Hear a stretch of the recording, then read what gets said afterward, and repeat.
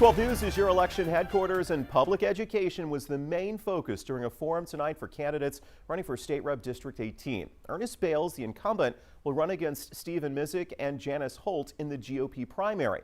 Holt wasn't at tonight's meeting, but she'll be back in town on Thursday. This is a seat in Austin that covers Hardin, Liberty, San Jacinto, and part of Montgomery counties. Libertarian candidate Shauna Steele also participated in tonight's forum. As 12 News reporter Kyle Orr explains, school choice was a primary focus. Two Republican District 18 candidates and one Libertarian met for the Raise Your Hand Texas Public Education Forum in Lumberton to tackle problems in public education. We have to help those kids that need our help the most. Republican incumbent Ernest Bales has been the District 18 representative for 8 years. He opposes the school voucher plan that Governor Abbott backs. The vouchers are ultimately why we did not get the funding for our public education that we should have. And it was take all or get nothing. And whenever we killed vouchers with an amendment, the author of that bill actually pulled the whole bill and never even gave the rest of those an opportunity to be voted on. Fellow Republican candidate and 30-year Army veteran Dr. Stephen Missick supports school choice. He says he also experienced teaching while he was on his doctorate. He points to the flaws of the STAR test. It shouldn't consume the entire school year the way it does now. It should be about getting a quality education and setting our children up for success, not learning how to take a STAR test. Shauna Steele was the only Libertarian candidate in attendance. She believes the school choice bill is necessary, along with the elimination of property taxes and the STAR standardized testing. I know that it is difficult to eliminate property taxes because most of that goes to, or is supposed to go to school funding, but I think that increasing the GDP, that we can still fund our schools. Candidates will have to get past the primary election March 5th before making it to the ballot in November. In Lumberton, Kyle Orr, 12 News. And 12 News has all the election info you need. Just text the word VOTE to 409-838-1212 and we'll send you our complete voter guide. Well, thank you all so much. Welcome to the Texas House District 18 Candidate Forum. My name is Deanne Lee. I am the East Texas Regional Advocacy Director for Raise Your Hand Texas. And, you know, the reason why we're here tonight, we've already heard some of this, the future of Texas, our economy, the communities that we all live in, the citizenry, it all depends on how well prepared our students are. And so when we talk about students in the level playing field that they all deserve and equal access to a quality public education, really, you know, we believe this sign very much. The future of Texas is in our public schools. 90% of the workforce does come from public schools. And so we at Raise Your Hand Texas, we are a nonprofit, nonpartisan organization that was founded to advance public education. And we're coordinating a series of these forums across the state leading up to the March 5th primary. And so I would like to start by thanking tonight's timekeeper, Megan Hogg. Megan is an assistant principal at Lumberton Middle School. She has over 15 years experience in serving students and their families as a teacher, a coach, and now an administrator. She resides in Lumberton with her husband and 3 sons. I would also like to thank our moderator for tonight, Sandra Womack. Ms. Womack has been the director for the Lumberton Chamber of Commerce for the past 9 years. She is the deputy state ride captain for the Patriot Guard Riders, Golden Triangle, associate chapter representative for Vietnam Veterans of America, Southeast Texas Chapter 292, vice president for Associates of Vietnam Veterans of America's Texas State Council, co-sponsor of the Veterans Incarcerated Group at Mark Stiles Unit, and president of the Blue Santa Toy Run Beaumont. Her passion has been veterans with a special focus on Vietnam veterans. Supporting our veterans and standing for them is the largest part of her heart. She's been married to Dave Williams for 6 years and resides in Beaumont and enjoys spending time with family, supporting veterans, shopping, traveling, and her photography. So at this time, candidates, I'm going to turn it over to Ms. Womack. Thank you. Thank you. I'm delighted to moderate this evening's forum. When they asked me to do this, I decided I'd watch because I'm very nervous. but I did learn some things by watching another debate of what cannot happen. So before we begin, let's review a few of the forum rules. Please silence your electronics as a matter of courtesy. This event is being recorded and will be posted on various platforms within a couple of days. Audience members are asked to refrain from applause or other signs of approval or disapproval during the forum. We will show our gratitude once the forum is concluded. Also, campaign materials are not to be distributed or displayed anywhere except at the candidates' designated tables. The candidates for Texas House District 18 are seated in alphabetical order. The candidates will give opening remarks for up to 3 minutes in order from left to right. The speaking order for candidates' answers to questions will alternate, and each candidate will have 2 minutes to answer. Our timekeeper will raise signs to let us know how much time is left. The yellow sign indicates that 30 seconds remain. The red indicates your time is up, which means you need to cut it off. Please do not interrupt other candidates or attempt to engage when you are speaking. If I feel that a candidate is not respecting these rules, I will kindly interrupt the candidate and redirect the conversation. Let me introduce the candidates. All the candidates for the office of State Representative District 18 were invited. The order in which the candidates are seated are determined by the alphabetical order according to the last names. The candidates present tonight are Mr. Ernest Bales, Dr. Steven Missick. That's correct. Hooked on phonics, yes. And Ms. Shanna Steele. All right. And let me mind AI. Mr. Bales and Dr. Missick are Republicans, and Ms. Steele is a Libertarian. So, okay, opening remarks, 3 minutes each.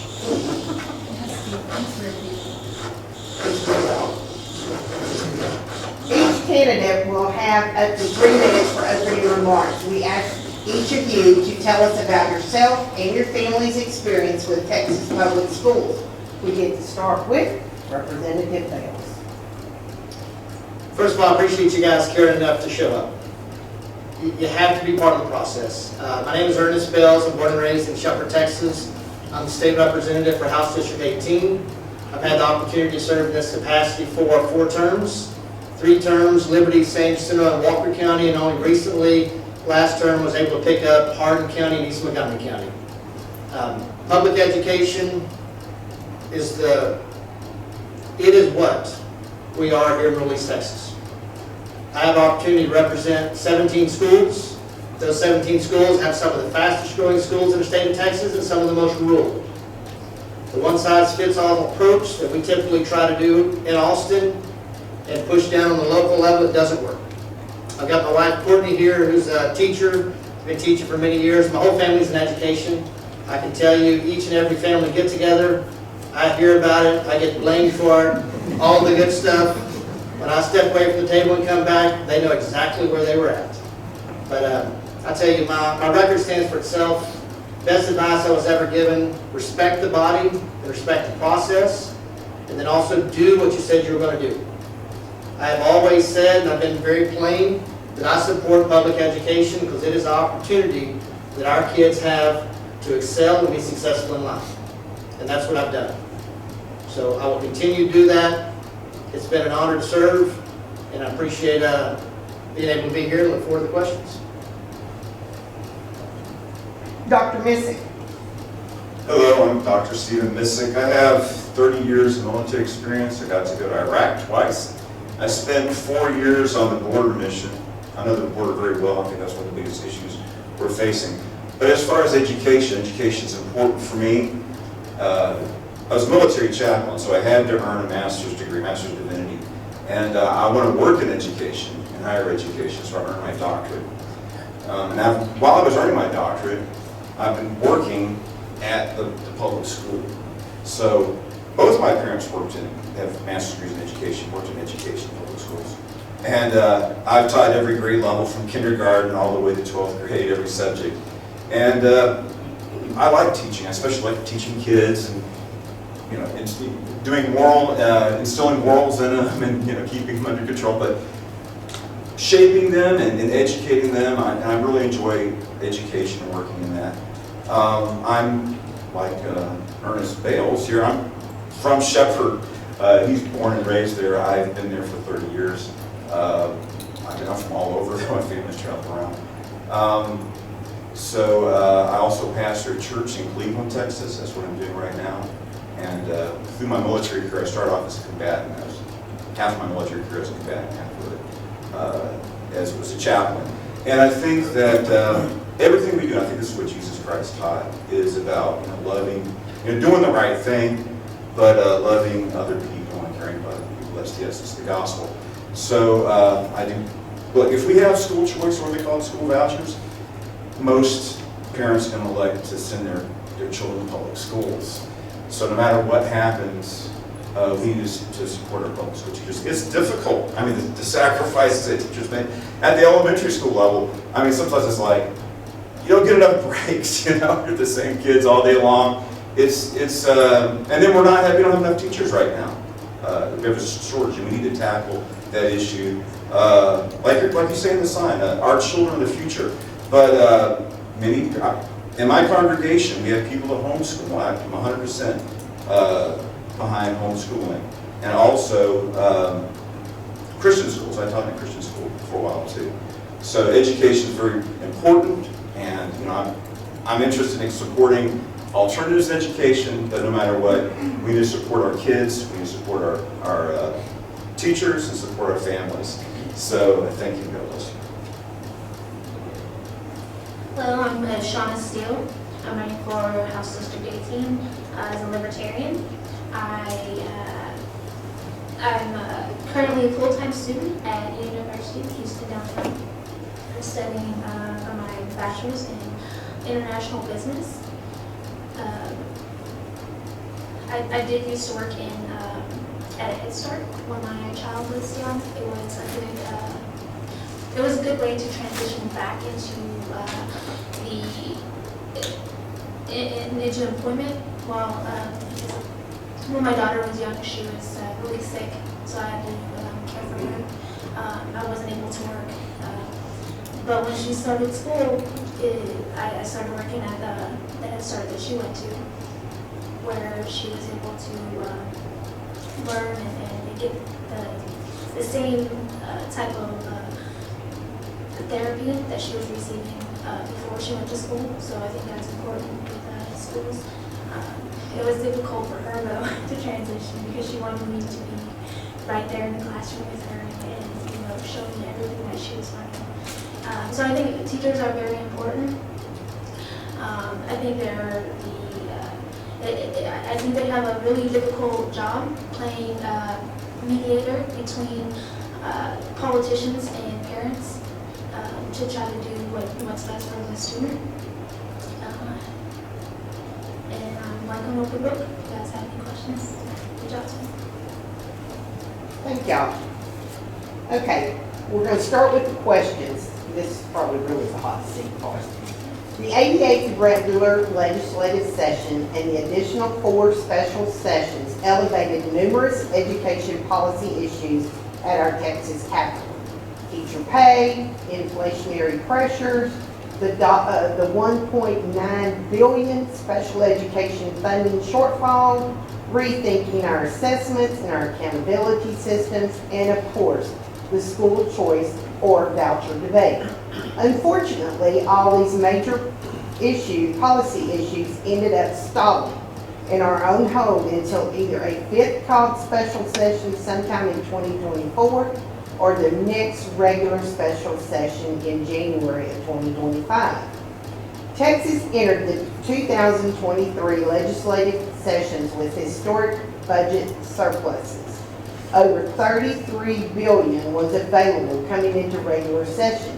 After funding $18+ billion for property tax relief, the state still has $18 billion remaining after updated budget estimates.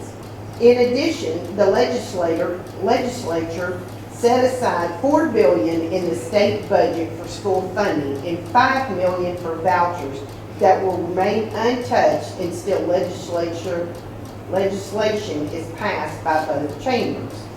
Here's your question. What do you think were the biggest public education accomplishments of the 88th regular session and special sessions? Dr. Missick, we start with you. Okay, like you said, they didn't really get a lot done this session. I don't know they really accomplished anything. But with property tax, I understand, I know we do need to fund our teachers, and teachers aren't getting paid enough. And it's difficult, you know, sometimes you have to spend money that this thing to take care of the needs of the class that you shouldn't have to pay out of your own pocket for things, right? So we need to do more. That's a failure not to pass pay raises for the teachers, not to pass help with inflation. I mean, it's hitting us all. But, you know, with property tax, it's very difficult. You know, I'm inheriting a ranch. My father passed away, and it's hard to pay these taxes, and we need to have property tax relief. So I support that. And like you said, they got a surplus of like $30 billion. Well, let's use that money to help the pressing needs that we have in education in our schools right now. So, and I think it's a shame that we have special session after special session after special session, and they're not passing the legislation that we need to have the action to help our teachers and set up our students for success. Ms. Steele? Yeah, I agree. There's not a lot that they do, but when you have people playing politics, it's hard to get anything done. You know, one person is for something, and then the other person's against it, and there's this constant conflict. But Senate Bill 11, it provided additional school safety due to the incident in Uvalde. I think that was a great accomplishment, but there's definitely that more could be done for that. With, like you said, there's a surplus that can be addressed to possibly help fund education. When I was running for lieutenant governor, I found that somebody filed a bill for House Bill 91, which would address those issues. I haven't looked up further on that, but it is definitely something that I would be interested in if elected, to eliminate property taxes but still be able to fund education. Representative Bales? Senator, I appreciate it. We're going to kind of circle back to what the question was, what we actually accomplished. I think we'll get an opportunity to talk about what didn't happen and why. Probably the biggest thing was increase in the funding for school security. It wasn't enough. We know it wasn't enough, but I mean, I think the $2 billion to $15,000 per campus for the officer, it helped. And then also the cost of living adjustment and the 13th check we've done for our retired teachers. So those were the few shiny things that we were able to actually accomplish during the session and the 4 consecutive special sessions. Okay. Second question, what public education issues do you believe still need major attention? Ms. Steele? So I, as a Libertarian, am a big advocate for school choice. I've had issues with public schools in the past, and so with my youngest, I've decided to homeschool. I'm grateful that there's not a lot of restrictions to homeschool your child here in Texas. So I think that's very, very important. As for vouchers, I understand, that it's difficult. You don't want to privatize that, and these big corporations, that fund the politicians currently in office. I get that, but I think we should look at where the school districts are thriving, such as Poland. One thing that they did was they made it illegal to charge a child tuition. I think if we tried something like that, I think that would be huge. It would help with eliminating property taxes as well as keeping the schools funded. The other thing that we can do that would help fund the schools and make a change would be, I know it might be a little controversial, but legalizing marijuana by adding to the current GDP by instituting a new product, which is marijuana, that it would also create it would keep Texas funded, or Texas education funded as well. I mean, if you look at it too, the United States, the way that we were able to thrive when we first became a country was because of tobacco. I think that if we did something like that with marijuana, I think that would be huge for our economy and as well as our public education. Thank you, Mrs. Steele. Brett Bales. School funding is our biggest issue. We fund public education somewhere in the norm of number 42 in the nation. We have been very effective with very little funding. That 20% that Don spoke about, it's hard to run any business and do an effective job of that, especially when we're responsible for educating every kid, regardless of disability, regardless of any handicap they have. They're put up against an impossible situation every day, and they've proven to be very effective. We've got to support our teachers. Every day we lose teachers from the profession because we're not able to pay them what it takes. We mentioned inflation and everything else. Those things were big key points that we should have accomplished during the regular session, then in the special sessions after that. We have to increase the allotment. We have to do teacher pay raises, and we also have to give schools the additional monies for school safety and security. We're really good about putting these regulations in place and then find a way to pay for them. Or we'll give you a little bit to pay for them, and then you have to figure it out after that. So I think public education is the biggest thing that we're going to be facing. Water security is huge, property taxes, but we'll talk about water security a little bit more, but I think we would not have the issues that we have in our public education system if we had a closed board right now. So. Dr. Missick. Thank you. I want to mention what's kind of on the border in a way. I worked on the border mission for 4 years, the National Guard, and I was in the lower Rio Grande Valley, it's Brownsville, Laredo a lot, but in the later part of the Operation Lone Star, I went to Del Rio and Eagle Pass, and I passed through Uvalde, and it's such a little, quaint little town out in the middle of nowhere, and it's shocking that, I drive through there, visiting that community on the way to the border, and we have a school shooting there. And I have to say, it's kind of sad, but we've got to keep our kids safe. And everybody works in education now. It's like a fortress. And I think it's sad that we've come to that place as a society. And to me, it shows that America is a culture of spiritual renewing and healing, be the message of the gospel. People have compassion over what are getting out in their heart to kill defenseless people. We just had an attempted church shooting in Houston at Lakewood Church. So I think that maybe we need to bring the Bible and prayer back into school. We have our moment of silence, but I think that we need to turn to God. And that's part of the reason why I support homeschooling and Christian schooling, because I think we have to have the moral teachings in there. But be that as it may, I worked in the public school system, and I supported public school teachers and the sacrifices they made, 100%. I just think that we need to, as a nation, come back to God. We also need to support all of our children, including those who are in the private Christian and homeschoolers. Thank you. Question number 3. House Bill 1 by Chairman Buckley during the 4th called special session was one of the House's landmark votes on school issues.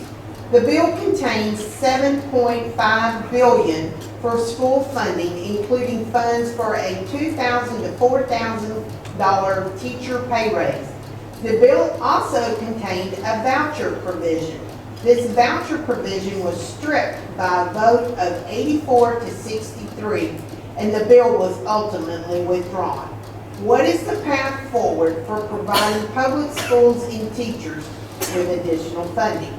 Dr. Missick, you're up next. All right. Well, as I was saying earlier, we don't have enough teachers in a lot of schools. And we need to incentivize and encourage people to go into education. Now in the Army, what do? Well, they offer bonuses if recruitment's low, and student loan debt forgiveness. And maybe we need to have programs like that for our teachers. But I believe that our teachers need pay raises, and maybe that'll encourage more people to go into education. Like I said, it's difficult being a teacher. It's very taxing, and the teachers make a big impact on the future, right, on our children. And we need to find more ways to support our schools and education. I was happy to see that. I do support school choice, honestly, but I was glad to see legislation passed to give teachers bonuses in school, pay raises, and we need to do more of that, I believe, to encourage more people to go into education and take care of our kids instead of, that's our future, and create more opportunities for our children to succeed. Ms. Steele. Like I said before, I do agree with school choice. One way we can help would be to reduce administrative staff, reduce overhead, and then also raise money through private philanthropy. I noticed that earlier we spoke about auto shops helping local students. That's one way that I have to do it. I know there's other instances where corporations they help fund like new football fields or maybe even a building or library or something like that in the school. They would help the economy as well as the students. Also, like I said before, one way to raise money without raising property taxes would be to increase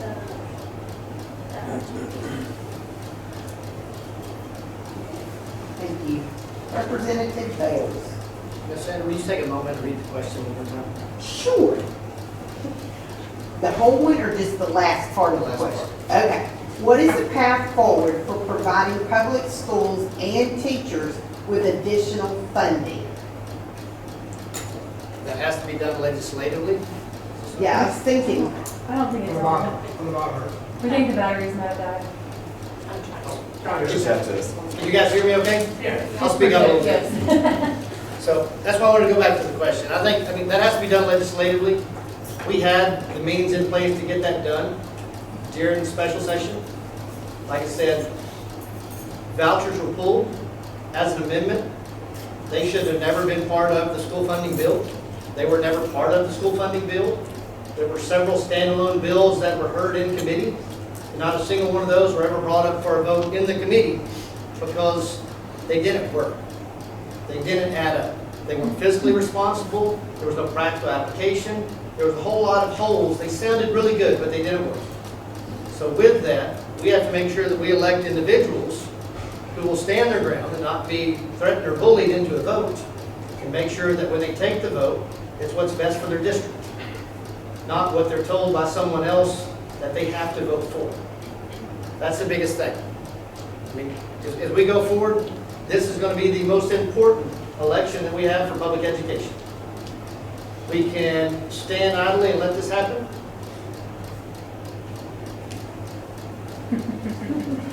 I got the time now. Yeah, you're good. You're gonna pause it. Do I pause or keep going? go ahead. You speak loud. We have to vote, we have to support our kids. That's as simple as it gets. And we have to make sure that we stand behind what's best for our district, and that we have individuals from the local levels all the way up to the very highest positions in the state that support our kids in public education. That's where the buck stops. All right, thank you. Teacher workforce. Background. Prior to the last session, Governor Abbott asked the Texas Education Agency to establish a teacher vacancy task force.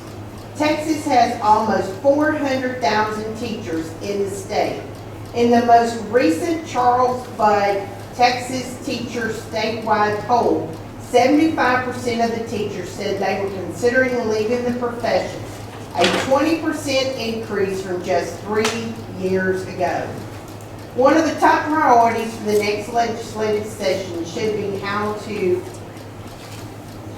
our schools attract, retain, and train our Texas teacher workforce.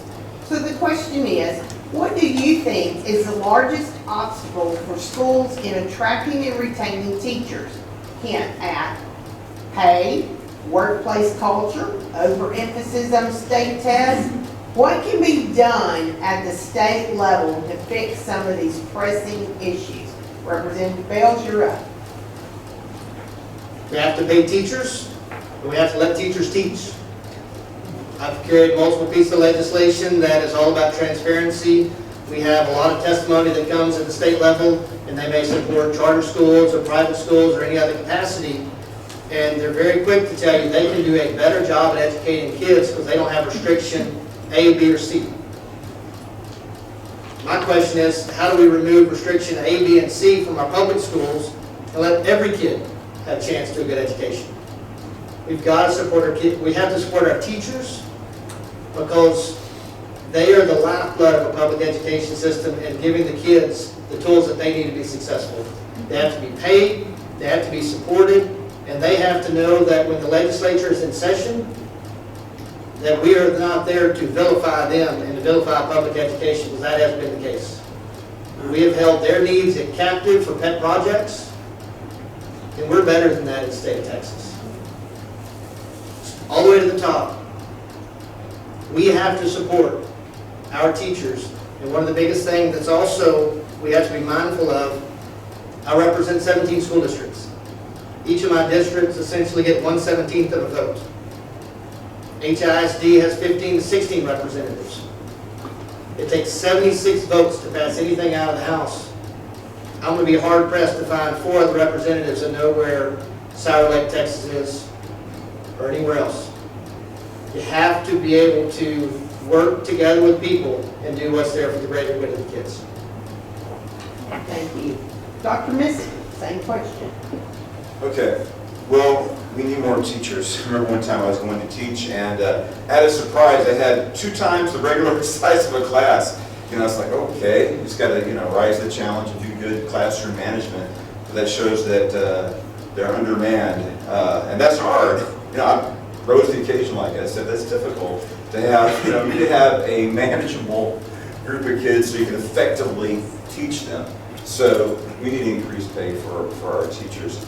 One of the issues I think is important is there's a perception, in society that, like, you get these teachers associations that are, like that Randy Weingart woman, I think she's hurting education, right? You let people know that the public school system should be for everybody. Our nation's polarized. Half the country's conservative and Republican, half's Democrat, and we need to get politics. And then there's controversy, like, inappropriate material in the schools. We shouldn't have, that shouldn't be on the news, right? But people don't want to hear good news stories about what good, I guess that's boring, the good job that teachers are doing.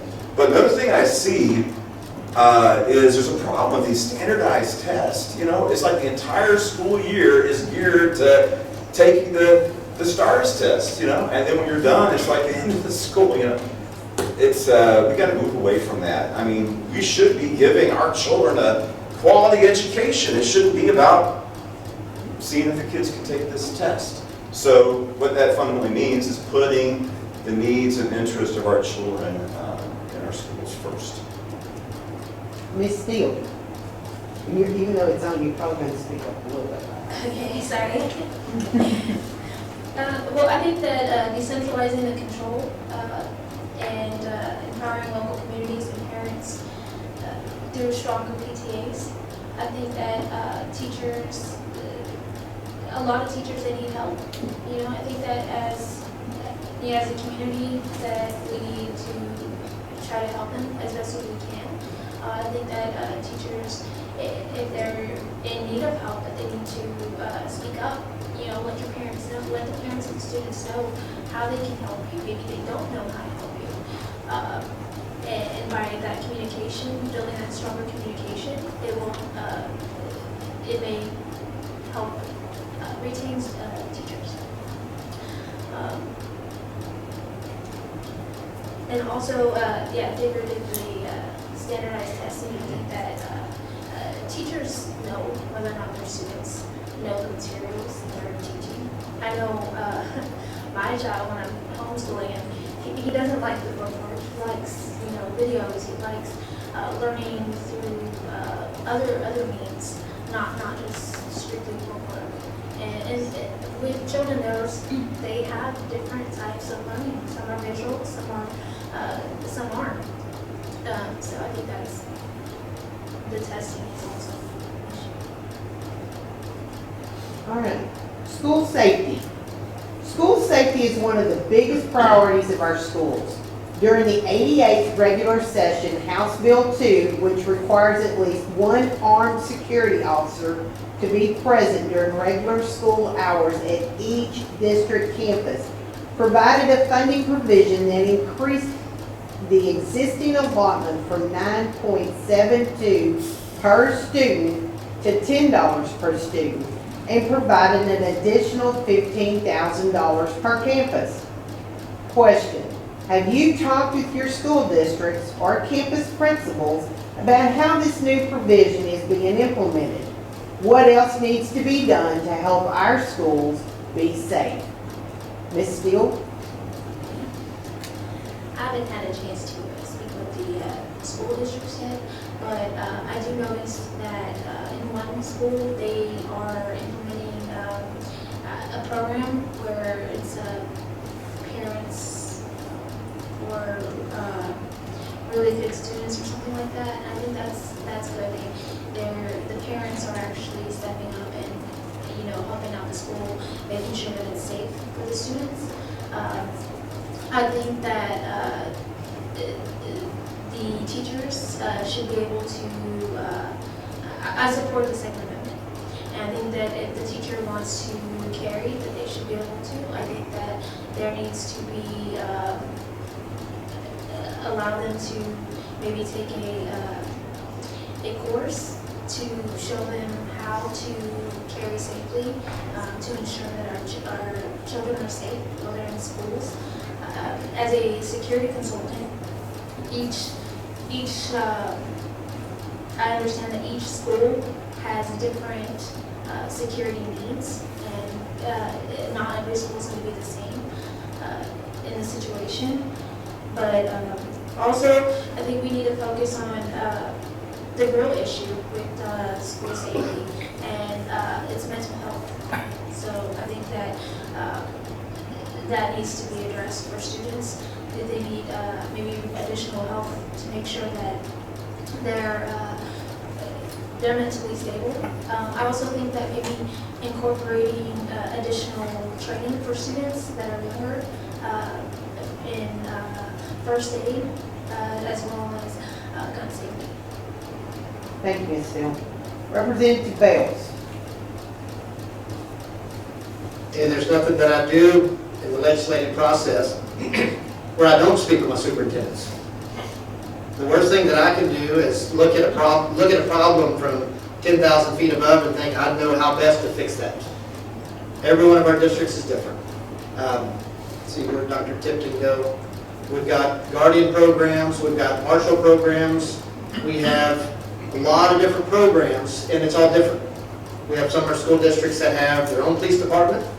We have some that contract with the constable's office, some contract with the sheriff's department. There is no one-size-fits-all. But what I can tell you, we put restrictions in place that the funding cannot realistically cover. We also put we have to have the single access point. We have schools that have been built over many years, some pre-integration, and they're not built that way. I think it's really important, it's realistic to say, hey, you know what, new schools going forward, we're going to build them this way. But it's really hard to put a finite time frame that you have to go back and you have to fix these schools in order to address these issues with practically no funding. So I think the best thing we can do is realize that our schools are independent. They have locally elected boards, and we need to be able to allocate those monies and let those boards and the school administration figure out how best to spend that money. We don't need to say from the state, you have to do these 3 things, because I can tell you, Hardin Jefferson and West Hardin is very different than Lumberton or any other school. Thank you. Dr. Missick. I gotta say, I taught for a while at a Goodrich school. That's an old school, that's right outside that's actually in Polk County, this is north of Shepherd. And that school building's probably older than I am. And that's gonna be hard to, actually that building's like elementary, junior high school, and high school in one complex. So I can see the difficulty, but I mean, you never know where the next school shooting is gonna be. So we need to help these schools have the security they need, because you don't want to be that school. We want to make sure all of our kids that are sent to school come back home safely. Actually, I agree with Ms. Steele with concealed carry. The teachers have to be trained and certified on a weapon. I mean, there's been a lot of evangelical churches being shot up. Sutherland Springs outside of San Antonio, White Settlement, and here in Lakewood Church in Houston. And with White Settlement, what happened is there are some deacons and elders who concealed carry. They're able to take that out, so that shooter out. So security first, and if that's a way to make kids more safer, is to have some teachers armed. Because what happened to Uvalde, I don't even understand it. We had, just letting that man run amok in there, and hopefully we're gonna have lessons learned or something like that. It doesn't happen again.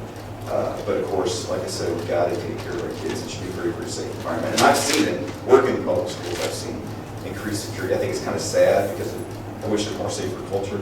But that's not the world we live in, and we need to keep our kids safe. Assessment and accountability. There has been a lot of discussion about the overemphasis on tests in recent years. Our current A through F accountability system is entirely based on STAR to rate our schools at the elementary and middle school levels. In February, the Travis County District Court will decide whether or not to allow TEA to move forward on new college career military readiness rules that will drastically improve the overall ratings of campuses and school districts. The question: should our accountability system be so dependent on STAR or any other standardized test? What factors of school quality would you like to see included when rating our public schools? Dr. Missick, you're first. Okay, well, I think we do have an over dependence on STARS. As I said earlier, it's sad to see. It's like the whole school year is revolving around taking the STARS test, and it's it's like looks like in certain schools once they've taken the STARS test is part of the time for the last few weeks of school. So it's out of control, and we need to move away from overemphasis on that. But I was teaching at a school where I don't know if every single student, maybe they should go to trade school and develop different careers, but I think it's good to encourage our young people, where are you going to go to college? And I've seen certain schools working towards that. That's good. And also as a military person, my 3 years in the military, I think it's good to have the JROTC programs, and I think they're doing a lot of good. And, as a local pastor, they had, come to the schools, and I think it's good to have us go and walk to the schools and meet our teachers and pray with them. And so I was able to go and interact with them, including JROTC instructors. And I think it's good to engage the students that way and set them up on an academic or another career path. So I think that's a good way to do it, set up the kids for the future. Instead of focusing on, let's pass this test now so we get a good grade for our school. The education that kids get should be high quality enough without having to worry about a STARS test. Ms. Steele. Can you repeat the question? I can. Should our accountability system be so dependent on the STAR or any other standardized test? What factors of school quality would you like to see included when rating our public schools? So, no, I don't think it should depend solely on testing. I think that our student, it needs to shift towards our children learning critical thinking and fostering love learning. I also think that I think we'd be able to see it in the field when the children get to an age of like employment and see how that would work. I mean, like I said, the teachers know what's best for the children. They're with them, you know, during like 8 hours a day. It's like 5 days a week. A lot of times, sometimes the teachers know more about a child than their own parent. So, I mean, I think it's the teachers should know what the child needs when it comes to learning. State Rep Bales, do I need to repeat the question? Okay. The answer is no. Problem with high stakes testing and how we do our school accountability system is the goal line keeps moving. The biggest thing is if we are going to rate and rank our schools, you have to be able to tell them ahead of time exactly what the metric is going to be and how that's going to be done. And that should never be shifted in order to meet a political agenda. And that's actually what has been happening. So as we want to show that public education is ineffective, so we have to show that based on the schools. So at actually carried legislation, we've looked at a lot of different ways to try to make sure that if we're going to have testing, let's only test based on the federal requirements. The state should not have a ton of additional requirements. Also, we need to have it to where our young kids are going to the computer lab, sometimes weekly or every other week. We need to have it to where it's a cumulative test to be able to best identify what the needs of that child is. Because as it currently sits, we teach all year for that test, and then we don't actually get that information until the end. And that teacher's not in the capacity to be able to help correct the needs of that kid. So it's not a good system. It should have never been put in place. We do have to have accountability in some shape, form, or fashion to know where we're at, but I think we need to also, rather than TEA, we keep constantly expanding their rulemaking authority. The greater authority needs to be done to our local schools and our local boards so that they can best identify what the aptitude of those children, those kids are, and be able to meet that accordingly. School funding and state budget. The legislature has held state funding levels for schools without any increase to the basic allotment since 2019. Double-digit inflation over the past 4 years has placed pressure on our schools. This school year, the federal stimulus funding runs out and must be obligated if there is any remaining in school account. The question is, have you talked to your school districts about what they are doing with their federal stimulus funds? If so, how are they using those funds to address learning loss? What are your schools going to do once the stimulus funds run out? Rex Bales, you're up first. I have had the conversation. A lot of that's actually going to an increase in staff and increase in technology to help bridge that gap post-COVID. I think as the funding runs out, if we as a legislature have not acted, though we should have acted in order to bring those funding levels back up, they're actually going to have to shift from the federal contribution of those funds back to what their state 20% budget is. That or have to cut those programs. That's an unfortunate part. I mean, our kids need the help. We need those services to be able to help our kids, but we as a state have been ineffective in order to get that funding where it should be. Dr. Missick. Well, we have that budget surplus, right? So that money should go to, they have it, it should go to schools, especially if this is about to expire, when it was given for COVID. So we do need, like I said, we need to take care of our schools and make sure that they're taken care of.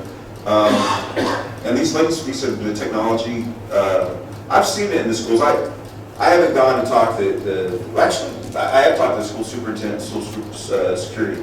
At the Ministerial Alliance, they came and talked to us. So they're informing us, the local pastors, what's going on. So that I have been talking to them, honestly. Of course, I'm focusing on the church, but I'm still working to a limited degree in education.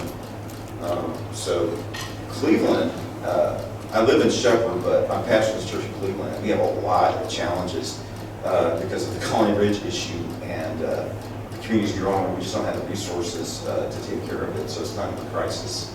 So yeah, we have a particular crisis in my area where I live and minister. But like I said, we've got to take care of our kids. They're our future. And we're going to make a way. If there's funds available through this surplus, and then you use it to improve the quality of education, use technology. A lot of schools I've seen where they have, kids get to use the Chromebooks and have technology. It's good, to have innovative ways to improve the quality of our education for our children. Ms. Steele. Yeah, I agree that the surplus could go to funding the additional for the schools, but also school choice, it would create competition, and also the House Bill 91 that I spoke of earlier, it did have a provision in there for the surplus to go to the schools, which is one of the reasons why I agree with it. Also, a lot of times you have schools where they feel like they need to use the money or they lose it. I don't agree with that. So, I mean, like I said, with the surplus, I think it should go to schools that need the repairs, like the superintendent mentioned earlier. Hang on. The state currently has a budget surplus of at least $18 billion, with an additional $23.7 billion in the rainy day fund. What are your funding priorities for public education next session or during any special called sessions? Ms. Steele, you're up. Well, like I said, school choice, one of the suggestions with the government president and the Libertarian Party, that they suggested that school choice be tied to teacher pay. I think that would be important. And I also think that allowing students to have additional resources to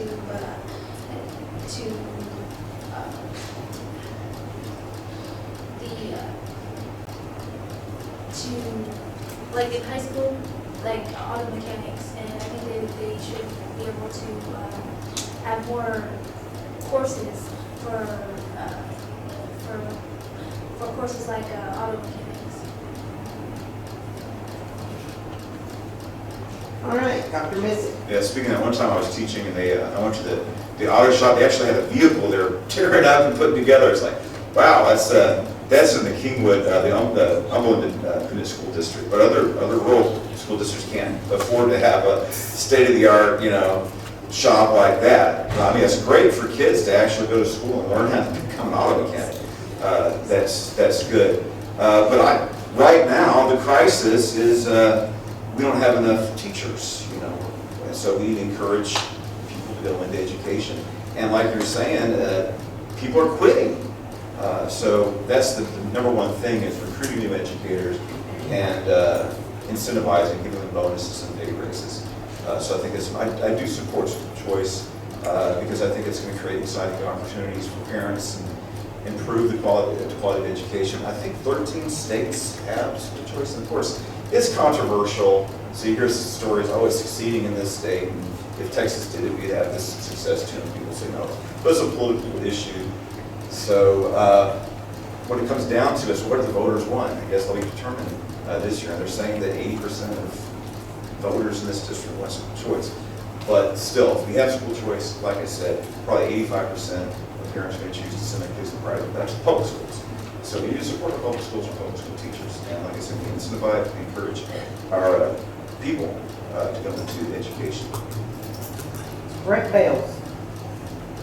I think it's pretty simple. We actually go through and we pass legislation which should have been passed during the fourth special session, which was actually pulled down because vouchers were removed. Teacher pay raise, we have to take care of our teachers. We have to give them the quality of life and also be able to recruit with that to know they will be taken care of. We have to increase the allotment. We have to better fund school security. And then we have to be able to bridge the gap for special education and the additional needs for those kids and better fund that. That's where we're at. Okay. Well, this should give y'all a little bit of breath, room to breathe. This is our last question. Pre-kindergarten education During the 85th legislative session in 2019, Texas made great strides to increase funding for pre-kindergarten instruction, expanding the amount of money in qualifying enrolled for full-day pre-kindergarten, yet Texas still does not have a universal pre-K system in place to provide free pre-kindergarten for all students who apply for public education. Believe it or not, I did read this sentence 100 times over, but it's still hard. The question is, would you support increasing funding and opening up admittance to all students to participate in full-day pre-kindergarten? If yes or no, why? Bell's your first. I think first we need to better fund public education kids that we have. With that being said, we have very low socioeconomic demographics. We've got a lot of poor kids. They've not been read to in the homes. They're not growing up in a household having a conversation with a parent who has a proper education. They're not giving those opportunities, so when they come to kindergarten, they've never been taught anything prior to that, and then all of a sudden we're holding the schools accountable at a third grade test, it puts them in an impossible situation. I think there would be a lot of benefit to having good quality pre-K available, but first we need to figure out how to fund the programs that we have before we expand additional programs that would take away monies that should already be obligated. Ms. Steele. Yeah, I agree with you. But I do know that, like I said, when I worked for pre-K, that was one of the issues that we had, funding for the teachers. But I did notice that it was one way to create teachers.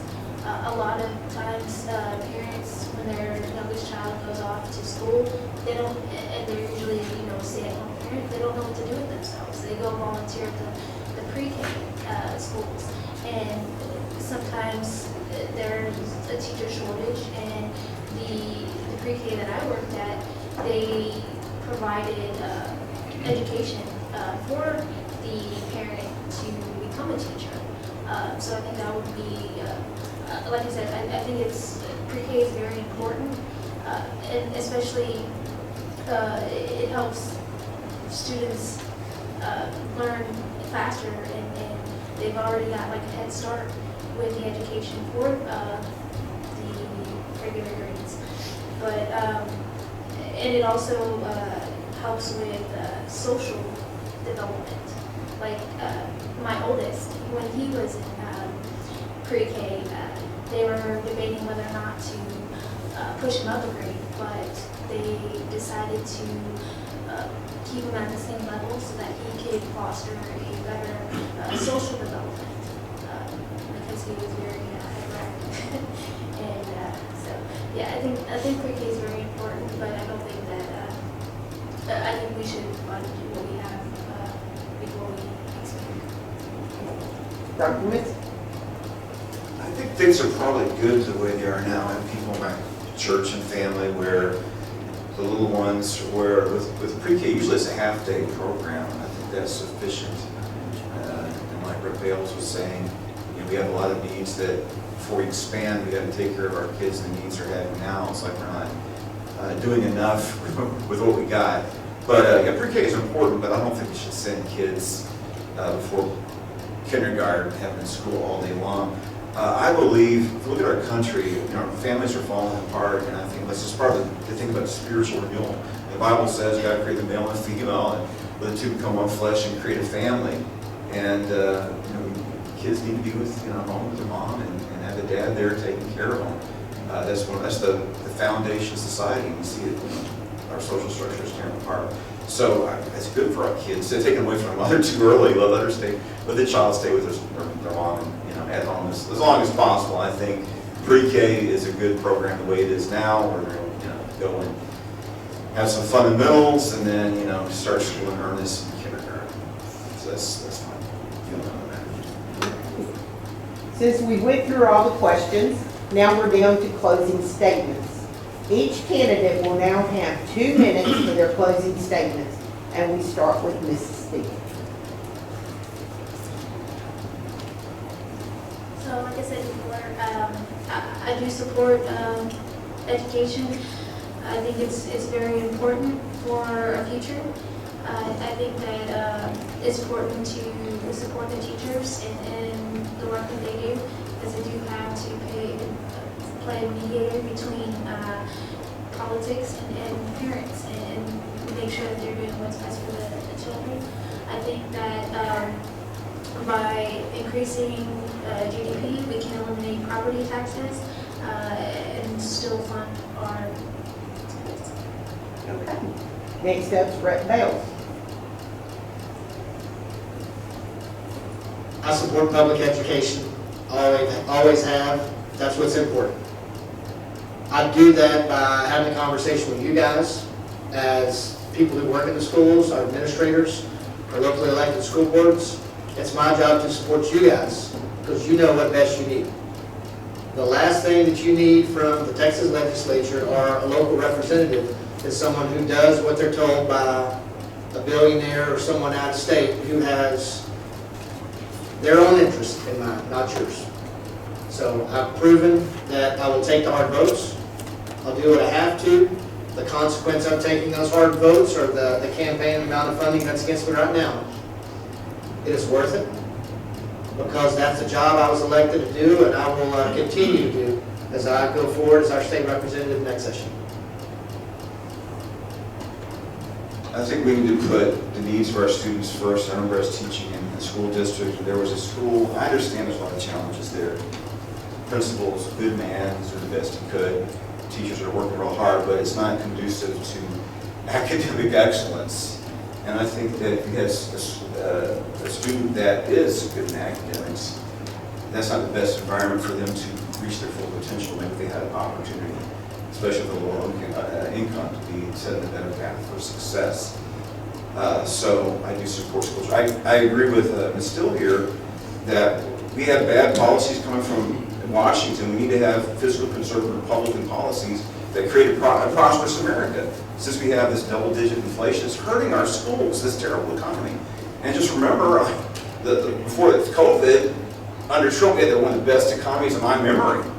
And we need to have prosperity because prosperity creates opportunity, and I think fiscal conservative, the Republican Party can create opportunities to a vigorous economy. I also want to say, I have classroom experience in every grade level, and I can empathize with the situation of teachers because I've worked with public education. So I think that's important that somebody has classroom experience, there's classroom experience in there, that understands the challenges in the public school system and wants to improve things and help our teachers make such great sacrifices to improve the lives and quality of our children and create our future. That's what parents are doing, right? I mean, teachers are forging a new generation for, and hopefully soon for success. So. This concludes our candidate forum, but I'm going to take a point of personal privilege and thank all the educators here, those that are not educators that came to hear with these three individuals. They are going to, whoever you vote for, number one, get out and vote. That is your right. Veterans have fought and died for our rights over the years. Do not sit behind your desk and do nothing and then complain later. Don't do it. So, now that my personal privilege is over, let's show our gratitude to our candidates for their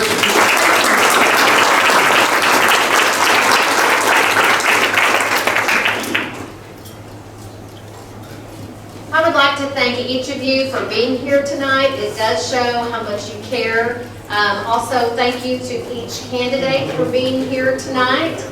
And yes, when we conclude, we will want a picture or two, if that's okay.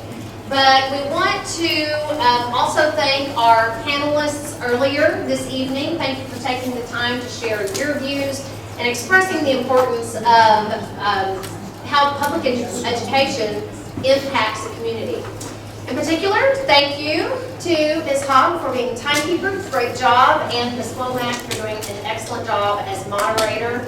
It takes a lot of time and preparation as well to get ready for this. Again, every election is an education election. I don't care what is on the ballot, it's going to affect education in some way, shape, form, or fashion. So please do express that privilege you have of voting. And on your way out, some of the candidates do have campaign materials. Please feel free to take with you. We also, at the Raise Your Hand Texas table, have many, many items we would love for you to take.